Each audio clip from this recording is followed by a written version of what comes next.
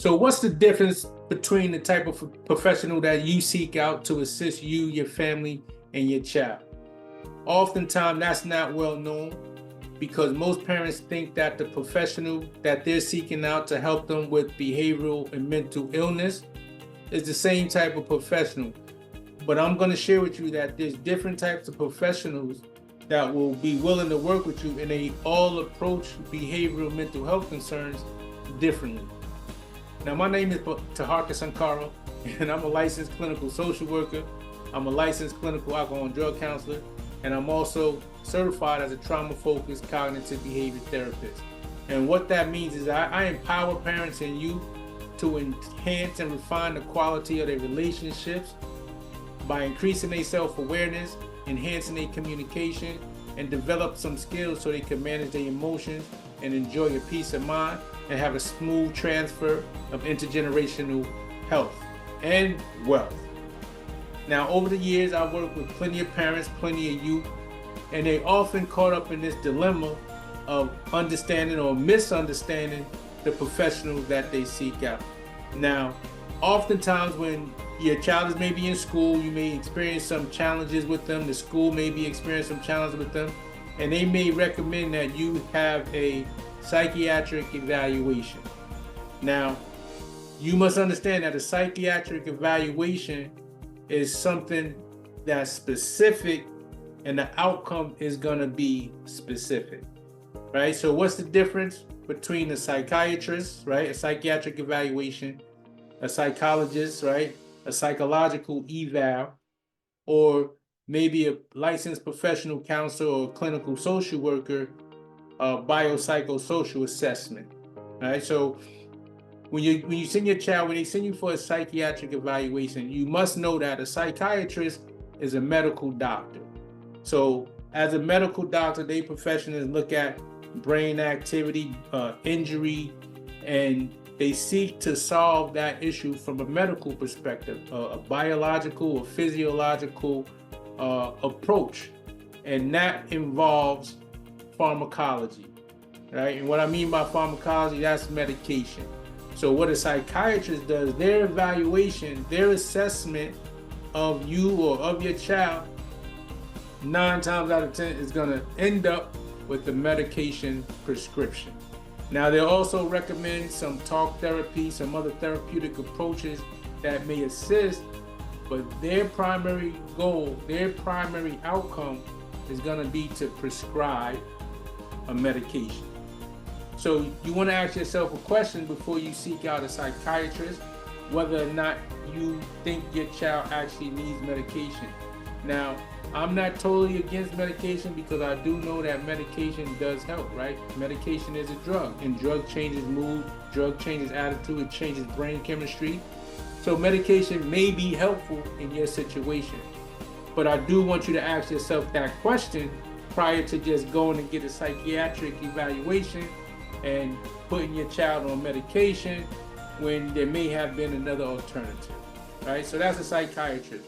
Then you have the psychologist, right?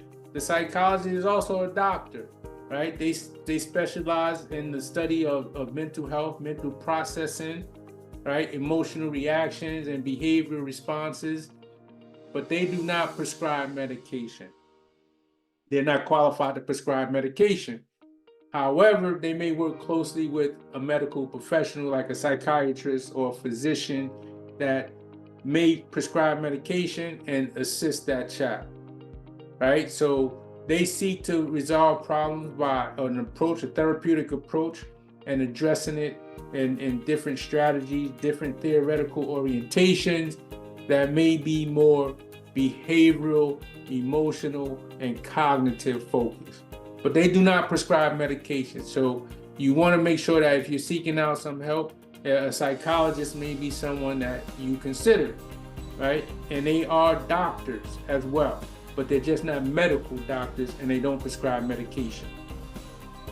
And then there's also the counselor, the professional counselor, or the social worker, the clinical social worker.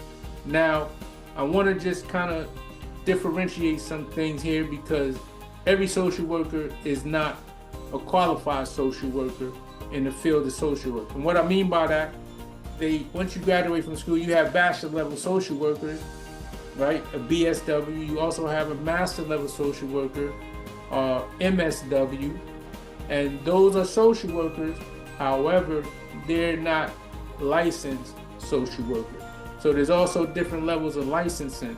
So you want to be mindful of when someone's saying they're a social worker, you may want to ask them what type of social worker they are, what are their credentials. If they're saying they're a professional counselor, you also want to ask them what type of professional counselor they are, what type of licensing do they have.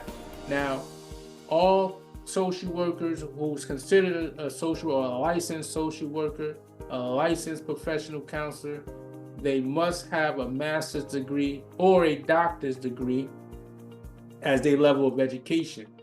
And so they must go through a certain program, and they must also go through a rigorous study and examination process to become licensed. So not everyone gets licensed. In fact, that licensing exam is kind of difficult, it's kind of challenging, and a lot of people fall out in doing that licensing process and they just stop where they are. So you want to ask the question about what type of social worker are you, what type of professional counselor are you, and do you qualify? Are you fully licensed? The state regulates licensing for these professionals.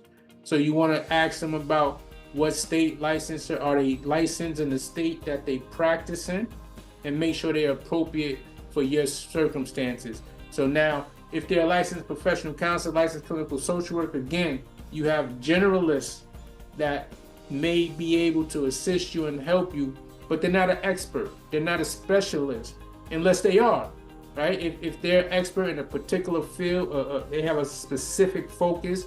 So someone may be focused specifically and skilled and specialized in addictions, right? And so that's a specialty.